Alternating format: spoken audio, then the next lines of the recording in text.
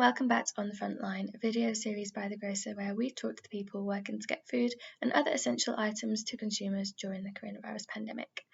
I'm Abby Dawson, food and drink reporter at The Grocer, and today I'm talking to Myles and Giles, co-founders at Mindful Chef. They're going to be discussing the increase in demand for their recipe box kits, the nation becoming more health conscious, and the supply chain issues that came alongside the pandemic. Okay, so like a lot of food businesses, you experienced quite a big sales increase during the pandemic. What kind of volumes are we talking? So we went from on our recipe box range, which is our main core range, within the space of 2 weeks around Boris Johnson's announcement, so around about the 20th of March this year, we grew that range, we grew those sales figures by 250%. So we effectively over trebled in size within 2 weeks, the entire business. And it had taken us 5 years to get to this point, and then it took us 2 weeks to triple the size of the business, which was pretty crazy. We saw an even more pronounced spike on our frozen range of healthy chef prepared ready meals, which are to the recipe boxes, and that actually increased because it was from a lower starting point. That increased by 450%. So again, we just saw effectively within 2 weeks just mass ordering on a scale we'd never seen before. And you said that you had the kind of capacity to deal with that, but did you have to put any additional measures in place to meet the demand?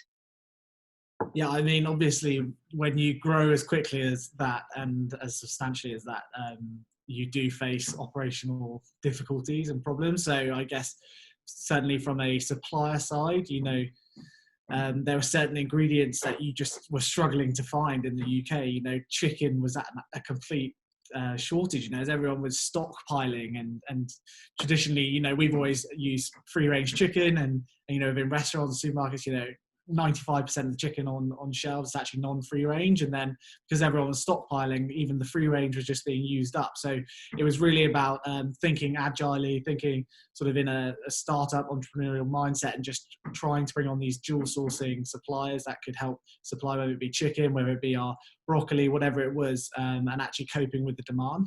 And sort of the other piece of that was actually ensuring we could pack boxes, and making sure we had enough staff to deal not only with packing the boxes, but also in customer services. So, we were actually taking on staff from some of the airline catering companies. They were ringing up saying, we've got all of these employees, can you help? And actually we were able to bring employees into our warehouses. We were onboarding staff in Australia, across the world, sort of helping with customer services to cope with the demand as well. And then also, we were thinking, how can we actually supply this demand even further? And that's when we also came up with sort of the next day care box as well. So. And one of the things that came up kind of when I was doing my own research and writing news articles was that there was a bit more of a trend towards people being a lot more health conscious, and also an increase in people buying vegan food. Did you experience that at all?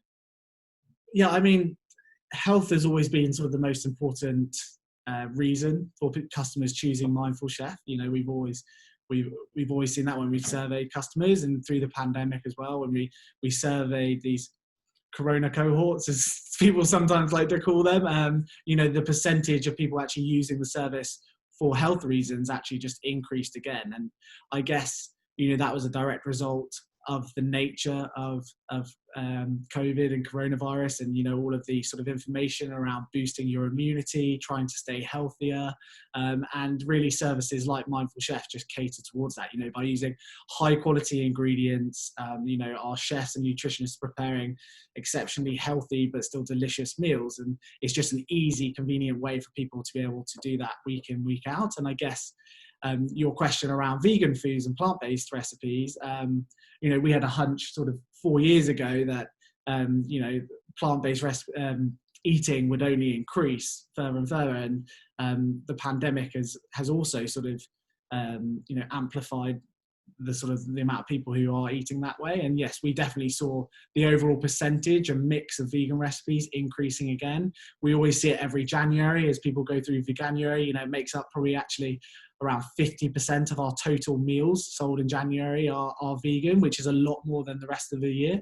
And you sort of see similar numbers throughout the pandemic as well, as people sort of search online for more information around healthy eating, and they just want to get more vegetables into their diet because they know that helps boost the immune system, etc. So yeah, we definitely saw an increase in sort of healthy eating and people looking for services like ours. And is that something that you think is going to last? Have you seen it last throughout this time? Yeah, it's really interesting. So in obviously the peak in March and April, we saw the bulk of the surge happening March, April, and May.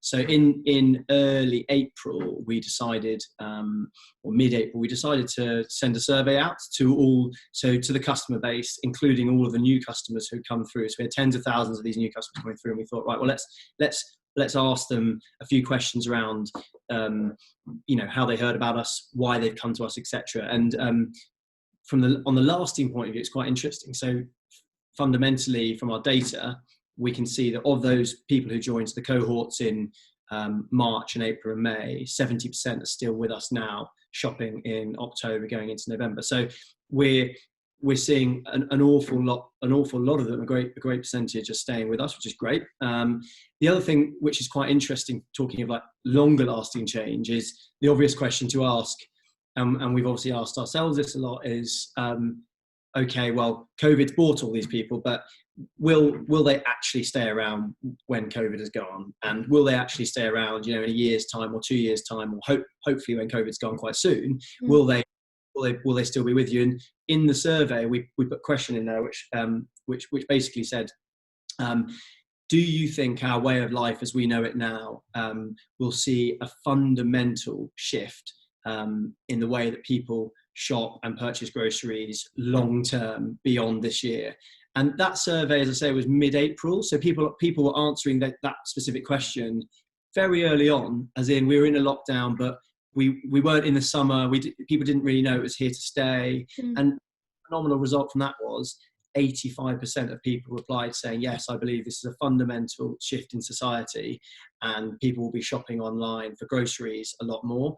And I think that's fascinating, because I would have never, even myself and Myles as online grocery business owners, even back in April when COVID was still relatively new, we were all getting our heads around it.